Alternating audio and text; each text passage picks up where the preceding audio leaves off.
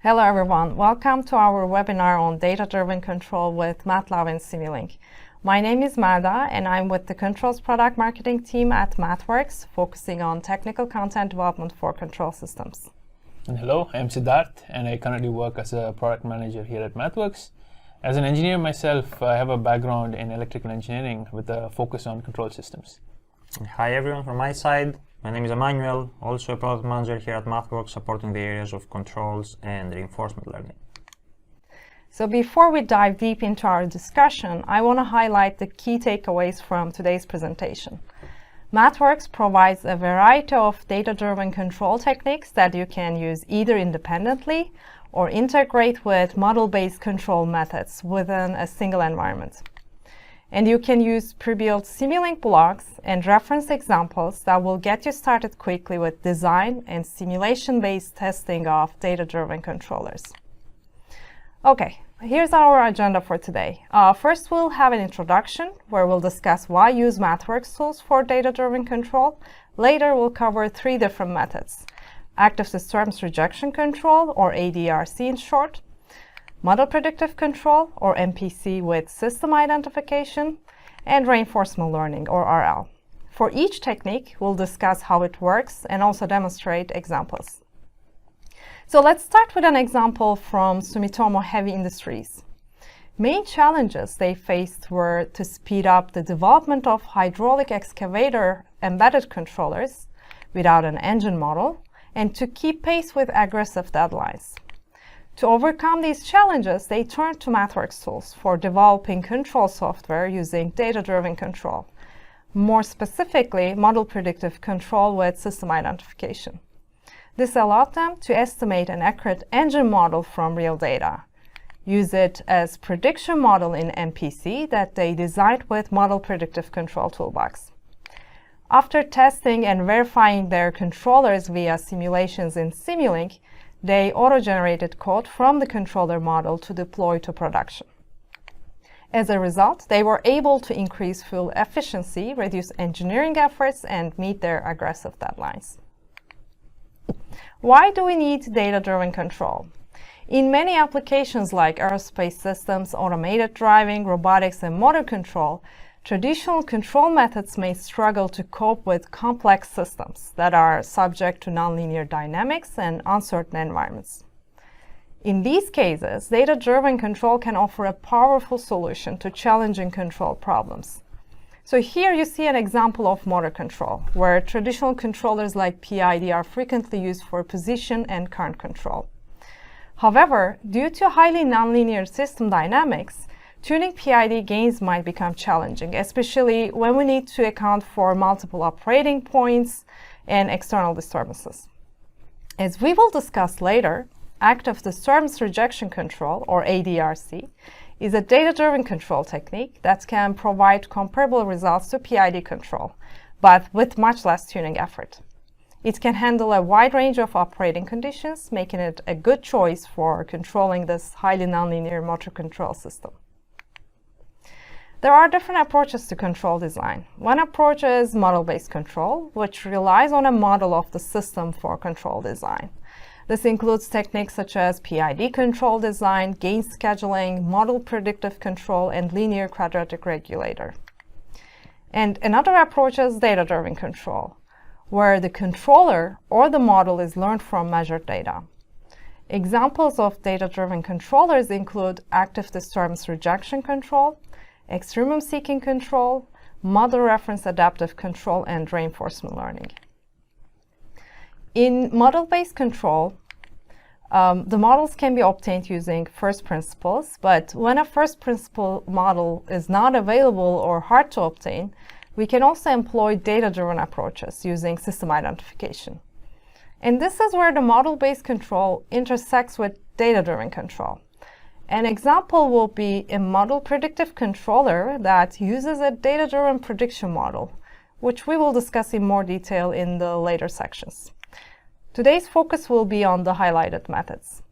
So Melda, maybe this is a good place to highlight that MathWorks ecosystem supports both model-based and data-driven control design. In fact, model-based control is what MathWorks has been traditionally focused on. we have provided various tools to let you design traditional controllers such as PID control and gain scheduling.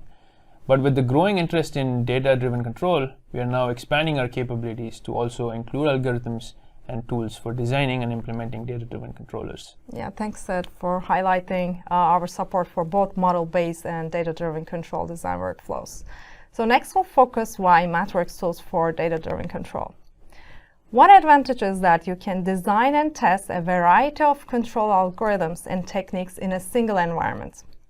For example, if you're unsure of what type of control will work best for your application, you can easily implement a traditional controller like PID, or advanced methods like MPC, or even AI methods like RL, all within the same ecosystem.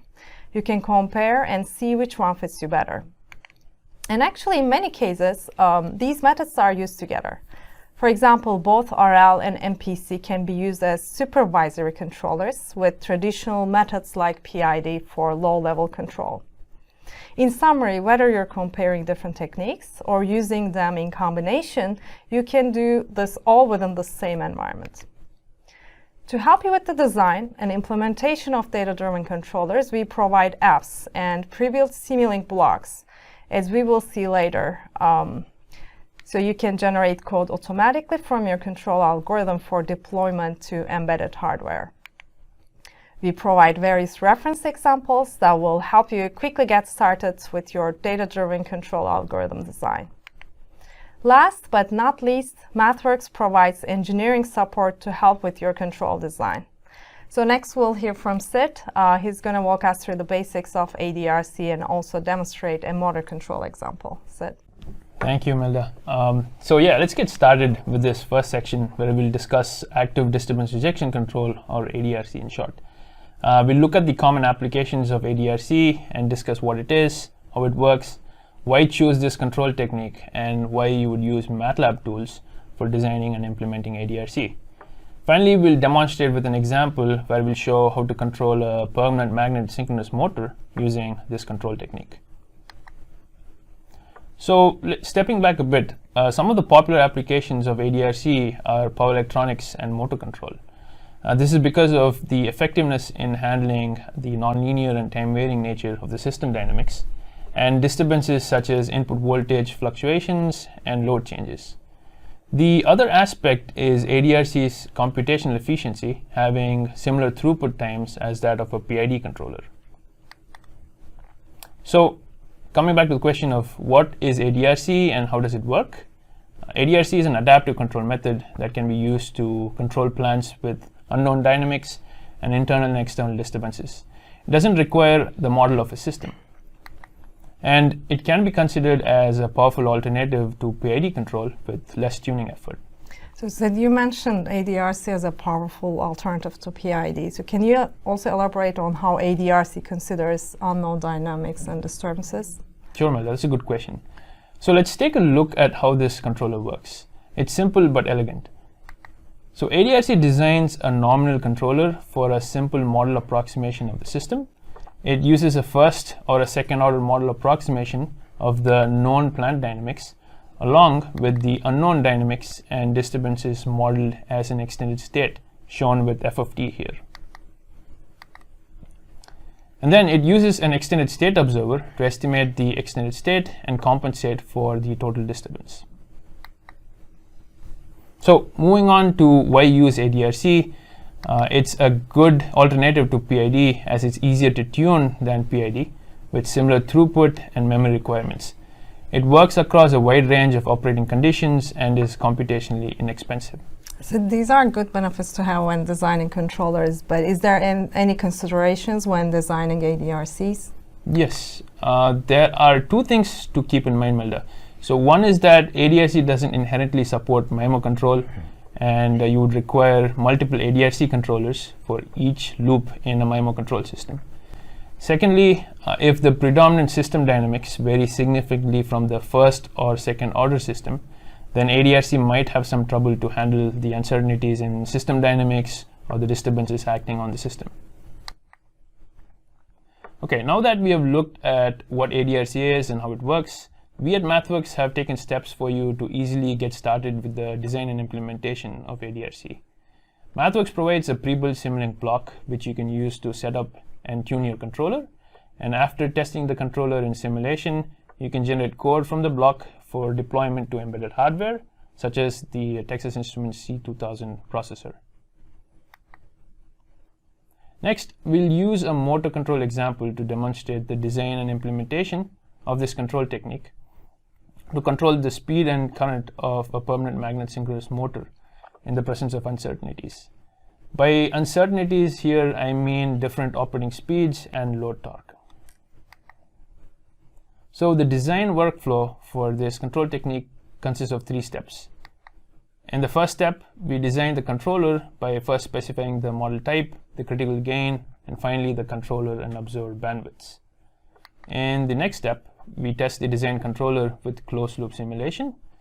And finally, in the last step, we generate code from the controller and deploy to embedded hardware. In our example, we'll be deploying to the TI C2000 processor, as I said before.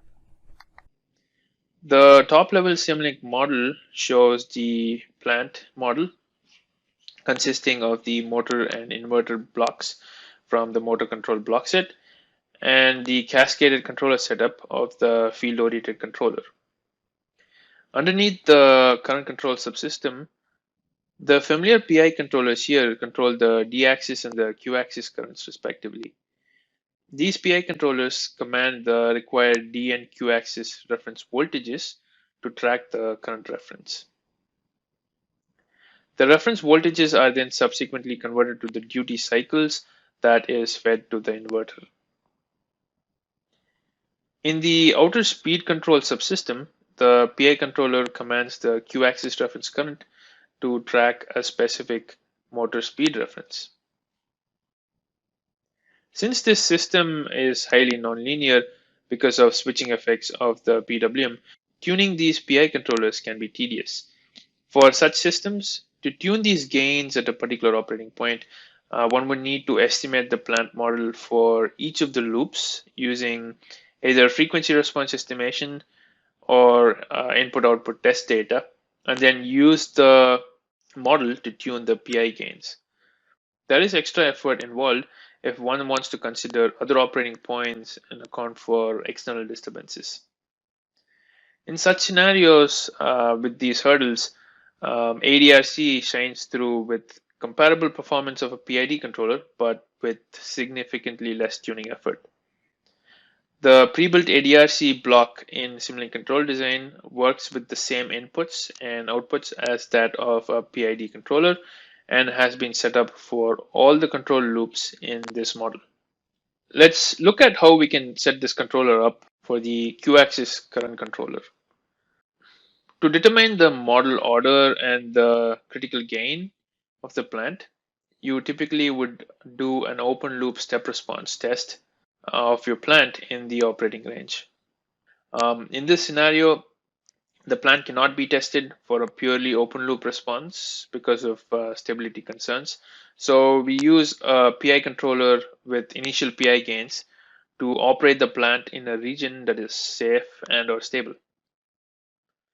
When the motor is running at 20% of its baseline speed, a step change of around 20 millivolts to the Q-axis voltage to the plant brought about a change of around 45 milliamps in the commanded reference Q-axis current. As you can see here, it's a typical second order response, so we will choose a second order approximation. We can then easily determine the critical gain through the second order approximation shown here. In this example, the controller bandwidth is set to 2000 pi radians per second. In general, the observer bandwidth is set to 5 to 10 times the controller bandwidth, so that the observer converges faster than the controller. In this case, we have set it to be 8 times the controller bandwidth. We'll use the same settings for the D-axis current controller, and for the speed loop, we already did a similar step change experiment to determine the model order approximation and the critical gain. The controller bandwidth for the speed loop is set to 200 pi by 6 radians per second, and the observer bandwidth is set to 8 times the controller bandwidth. With the ADRC parameters set, let's set the speed references and see how the ADRC controller performs. We command the speed to increase from 0 to 20% of the baseline speed, the speed at which we tune the ADRC controllers. Then we command it to 90% of the baseline speed, followed by a speed reversal to 80% of the baseline speed. We also have a load torque change at 2 seconds, increasing from 5% to 50% of the rated torque. Let's now run the simulation. We see that the ADRC controller performs much better than the PID controller, with minimal overshoot and similar settling times for all speeds and torque commanded. With the controller tested in simulation, let's now generate code from the model and deploy the target application to the Texas Instruments C2000 processor. We have another model which will act as the host and will run on the laptop, from which we can set the speed reference in RPM. Let's start the execution on the host. We see the measurements in the scope on the right. Let's now start spinning the motor using the ADRC algorithm. You see how the motor speed starts tracking the reference. We'll set the motor references to different speed ranges. We'll go up to 90% of the motor baseline speed. Now let's jump back from 90% to a much lower speed value. You can see how the ADRC performs quite well across different speed ranges with minimal overshoot and quick rise times. We can also compare the performance of the ADRC controller with that of a PI controller. We see that for the PI controller, there is a much bigger overshoot for different speeds. Of course, yeah, you can tune these PI controllers to have comparable performance as that of an ADRC controller, but that would require significant effort. Let's quickly look at some profiling results from the hardware run. These are the execution times for the current controller when using ADRC and PI controllers. We see that both these controllers have similar runtimes of around 13 to 14 microseconds. So this is a summary of the example we have just seen. We used the pre-built Simulink block to quickly design an ADRC controller and showed that the results are comparable with PID control, but with good disturbance rejection and no system model required. Finally, we saw the controller deployed to the TI hardware with similar throughput as that of a PID controller. So that wraps up this section for ADRC. With that, I'll pass it over to Emmanuel, who will talk about model predictive control. All right, thanks, Sid. So in this section, we'll follow a similar structure as we did in the previous one, and we're going to talk about common applications and the working principle of MPC, or model predictive control. We'll discuss the need for data-driven models in MPC, and we'll demonstrate an example for house heating control, again with the same technique. So MPC is commonly used in automated driving applications, in robotics applications, process control, even energy management. For example, you could use model predictive control for lane keep assist on a vehicle, for trajectory planning on a robotic manipulator, or to optimally distribute torque between two motors in an electric vehicle powertrain. Now, these are, of course, just a few examples and by no means an exhaustive list, right? Now, what exactly is MPC? MPC is a MIMO control technique that uses a model of the plant which we refer to as prediction model or internal plant model, and MPC is using this model to predict the future behavior of the plant over a finite time horizon. Now, based on this prediction and estimated system states, MPC solves a constrained optimization problem in a receding horizon fashion, and it's doing that to select the optimal control actions. Now, here is an example of how MPC control signals look like. So the dashed line at the top graph shows the solution of the optimization problem at the current time step. Now, MPC will only apply the first portion, the first move of this signal to the plant, then it's going to shift the time horizon by one time step and then solve a new optimization problem with the updated state information. For more detailed explanation of MPC and its inner workings, you can check out our MPC Tech Talk video series.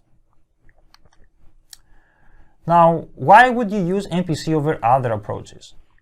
First of all, model predictive control can inherently control multivariable systems, as we discussed. And this thing is actually pretty challenging with classical control methods like PID due to potential couplings between the system dynamics. MPC can also handle constraints, and it can also anticipate events that may happen in the prediction horizon, something that we refer to as preview capability. Now, these advantages come at the cost of high computational and memory requirements. Also, it's pretty hard to verify stability and performance using standard metrics from linear analysis. And lastly, coming up with a prediction model can be challenging. So, Emmanuel, since the model is required in MPC, is there any way to make it easier to get this model? Yeah, great question. So, when designing an MPC controller, we have various ways of coming up with a prediction model, right? So we can use first principles analytical models, we can use gray box models, we can use even complete black models, right, like neural networks. Each option has its own pros and cons. So for instance, analytical first principles models are more explainable and easily understood, but sometimes they can be challenging or even impossible to derive. And that's a good reason to look into data-driven prediction models, for instance. Now, in summary, this region I'm highlighting here we refer to as MPC with system identification, since we are identifying the prediction model with data. Now, there are many good reasons why you would design and implement MPC controllers with system identification using MATLAB. First of all, we have a dedicated toolbox for model predictive control. The toolbox provides built-in Simulink blocks, algorithms, and solvers for designing different types of MPCs that you can see on the right hand on this slide here. We also have a dedicated toolbox for system identification that you can use, among other things, to define data-driven prediction models for your MPC controllers. You can use automatic differentiation to generate Jacobians for state, cost, constraint functions for faster computations, and then you can also automatically generate code from the design controller. Next, we're going to show you how to use Model Predictive Control Toolbox to control a house heating system using Model Predictive Control. The goal in this problem is to minimize energy cost and keep house temperature between 20 and 22 degrees Celsius. In this example, we're also going to use a data-driven prediction model, and specifically a neural network, to capture the thermal dynamics of the house, which we will then use to design our nonlinear MPC controller in this case. The reason for using a data-driven prediction model here is that the thermal dynamics of the house are not always straightforward to derive analytically, especially for complex building structures. And as we discussed, data-driven models can help with this challenge.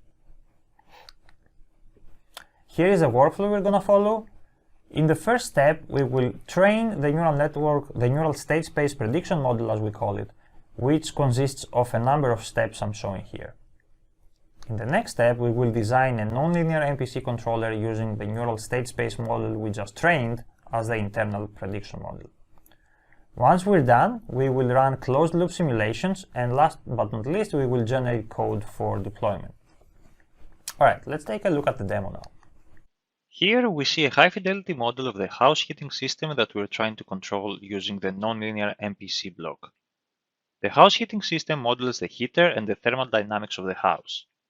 You can also see that the house is subject to external disturbance, which is the outdoor temperature modeled here by a sine wave. We will also use data from the weather forecast as well as electricity pricing data that MPC will consider in the optimization process. So first, let's see how we can train a neural state space model to capture the thermal dynamics of the house. We start by loading the training data that we have collected. We then define a neural state space model with one state and two inputs. Then we configure the state network and specify the training options. And that's it really. Once training is done, you will see plots for the training loss and the validation show up. In the next step, we will create a multi-stage nonlinear MPC object, and we will set parameters such as prediction horizon and sample time. We set the prediction model to be the neural stage models we trained previously. Then we define the cost function for the different stages of the controller, which basically aims to minimize the cost of electricity. And finally, we set the desired temperature range in the form of soft inequality constraints. Now, to speed up the optimization process, here we are also providing Jacobians for the cost, state, and constraint functions using automatic differentiation. With that out of the way, we can now move to the Simulink model to simulate the system with the designed controller. First, we specify the controller object in the nonlinear MPC controller block, and we can now run the simulation to observe the results.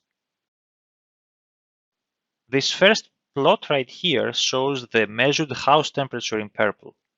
The upper and lower bounds are in blue, and the outside temperature is shown in yellow.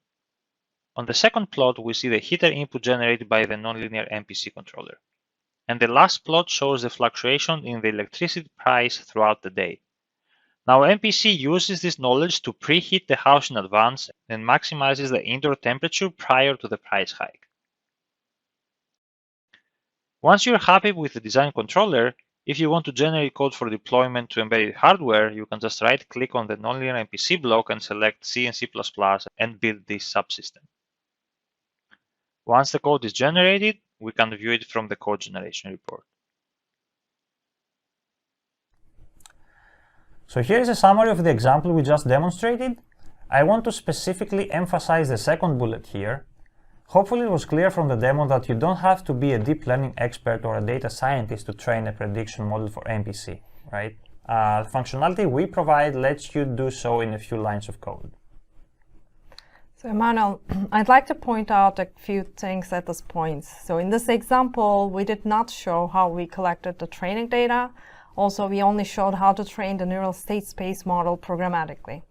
But we recently released a new app called Reduced Order Modeler that lets you do both of these and interactively create reduced order models from full order simulations. Reduced order models are suitable for real-time use, for example, as prediction models for nonlinear MPC. The app lets you interactively set up design of experiments in Simulink, generate input-output data by running full-order simulations, use the generated data to train neural state space model, among other options, and finally export the trained model into MATLAB or Simulink. And for more information on the Reduced Order Modeler app, you can visit this page. Yeah, thanks, Melda. All right, so let's now move on to the final section where we will cover reinforcement learning. Reinforcement learning enables the use of deep learning for complex decision-making applications. And some common applications in the controls area, but again, by no means the only ones, right, include automated driving and robotics. Now, you could consider using RL to steer the wheel based on feedback you get from sensors like cameras, or you could use it to teach robots how to walk or grasp arbitrary objects. What is reinforcement learning? We've previously done a number of webinars on the same topic, but really quickly here, reinforcement learning is a machine learning technique or optimal control technique, however you want to think about it, that trains something called an agent by trying out different actions and repeatedly improving something called a policy or a controller through these experiences and failures. And that's pretty similar to how a baby learns to walk if you think about it. Now, the structure that encodes the learned behavior is called policy, and it's often represented by neural networks as they are suitable for representing nonlinear input-output relationships. Emmanuel, I want to quickly remind our audience that we have a Tech Talk series on reinforcement learning available online for free, which is a great introductory resource. Absolutely. Thanks a lot, Melda. So why would one use reinforcement learning? Reinforcement learning is pretty good at handling uncertain nonlinear systems, an area where traditional control methods struggle with. Another thing that makes this technology attractive is that it can work directly with non-signal data like images, and you can use it to create so-called end-to-end solutions. Now, on the other hand, RL training often requires many trials to even get a decent policy. So, it's not a magical thing, right? It can do pretty impressive things, but it actually requires a lot of data to do so. Another challenge is the large number of hyperparameters that need to be tuned when you're setting up the problem. And last but not least, when neural networks are involved, there is no standard mathematically rigorous way to verify performance. Now let's look at how MathWorks can help you get started and design complex decision-making algorithms with reinforcement learning. Similar to the MPC case, we have a dedicated toolbox, reinforcement learning toolbox, that allows you to use popular RL algorithms out of the box, but you can also design your own custom algorithms as well, right? You can easily integrate training options with environments modeled in MATLAB and Simulink, and this is really important since RL requires interaction with an environment to generate training data. You can interactively train RL agents with the Reinforcement Learning Designer app, as we're going to demonstrate in the example next. You can generate code from trained policies and deploy to embedded and production systems. And last but not least, you can use various reference examples that you can find in our documentation to get started with your own applications. All right, let's take a look at an example now. Our objective here is to invert a rotary inverted pendulum system with reinforcement learning. And specifically, we're going to use the Cube Servo 2 inverted pendulum system made by Quanser. We will first train our agents against a simulation model of the system, and we will then deploy the policy to the actual Quanser Cube hardware. The RL workflow starts with creating an environment. As I mentioned before, we're going to use a virtual model of the Quanser Cube inverted pendulum system for the environment, and we built this model in Simulink using Simscape Multibody. Next, we're going to specify the reward signal, which will represent the control objective for the problem. We are then going to create the policy and agent interactively in the Reinforcement Learning Designer app. We're going to then train the agent, verify its performance in simulation, and then the last step is to deploy the trained policy on the Quanser hardware. The control architecture in this example consists of an inner loop controller which uses PID control and two RL agents in the outer loop. One agent provides reference signals to the inner loop controller, and the other one is a mode select agent which switches the reference signal between pi and the signal from the swing up agent. The idea behind this architecture is to use the swing up agent to bring the pendulum close to the upper equilibrium and then have the mode select agent to switch the reference signal to pi, where it's easier for the inner loop to perform final stabilization of the system. In the interest of time, we'll go through the various steps of the RL workflow for only one of the agents we mentioned. The process can be repeated for the other. The model of the pendulum consists of two subsystems, the DC motor model and the physical model of the pendulum. We use blocks from Simscape Electrical, Simscape Multibody, and Simulink blocks to model the environment. Next, we will design the rewards for our agents. The reward for the mode select agent consists of two parts. First part is to keep the motor angle close to 0 degrees, and then we provide additional sparse reward if the pendulum is close to the upward position. We follow a similar approach to set up the reward for the swing up agent. Now let's open the Reinforcement Learning Designer app. For this example, we will be importing the custom Simulink environments we created for training the swing up and mode select agents. Next, we will create a new agent from the Agent section tab of the Reinforcement Learning Designer app. Depending on the selected environment and the nature of the observation and action spaces, the app will show a list of compatible built-in training algorithms. For this demo, we will pick up the SAC algorithm. The app will automatically generate the SAC agent using default neural network architectures for the actor or policy and the critic. We can adjust those agent options as needed for the problem and view the neural network architecture of the policy.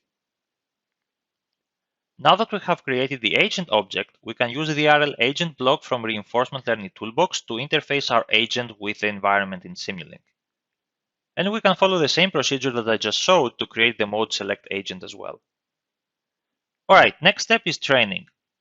First, we click Train in the app to specify various training options such as stopping criteria and parallelization options for the agent. During training, you can view how the environment responds visually, and you can also get various statistics that indicate how training progresses. Now here is what the final training results look like for the two agents we trained. Train took a few hours to complete for both agent, and we didn't use parallelization for this task. Alright, so now we have trained our agents, and we can verify their performance in simulation in Simulink. As you can see in this video, the combination of the two agents successfully inverts the pendulum. The next step is to generate code from the trained policies. The first thing we want to do here is generate a Simulink block that contains just the trained policy, not the training algorithm. And we can do that directly from the RL agent block. We can now use this block in our Simulink model instead of the RL agent block. The simulation results, as expected, are identical to before, so we can go ahead and generate code from this block and view the code generation report. Finally, we can deploy the trained RL agents to the target hardware. Here we deployed the generated code to a Raspberry Pi that talks directly to the Cube hardware. And as you can see, the deployed policy does a pretty good job swinging up and balancing the pendulum. Alright, so here are the main takeaways from this demo. Hopefully it was clear that it was very easy to integrate RL algorithms with Simulink. We showed how you can interactively create and train RL agents with Reinforcement Learning Designer app. And finally, we showed how you can generate code and deploy it to Quantum Cube hardware.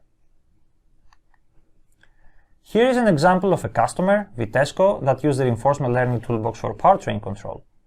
Using the toolbox, they were able to reduce development time by quickly trying out different agents and different training algorithms, and they trained against a Simulink model they had put together for their system. Documentation and regular check-ins with MathWorks experts helped them get started quickly and achieve their goals. And with that, I'm going to pass it over to Melda for closing remarks. Thanks, Emmanuel. So it's time to wrap up our session. To summarize, today we looked at different data-driven control techniques and showed you how to design and implement them with MATLAB and Simulink using pre-built Simulink blocks and reference examples. You will receive today's slides where we also included these additional resources on data-driven control. So here's another resource to help you compare different data-driven control methods to each other, but also to traditional PID control. For example, if you need to handle constraints explicitly, here you can see that MPC is the suitable approach. Another example, if you need to run the control algorithm on resource-constrained hardware, as we've seen in the motor control demo, then ADRC might be your best option. In summary, you can use this table as a reference to ease your selection of a suitable control method for your application. So finally, a few call to actions. You can partner with us for your control design project. We provide various services, including training, guided evaluations, workshops, consulting, and technical support.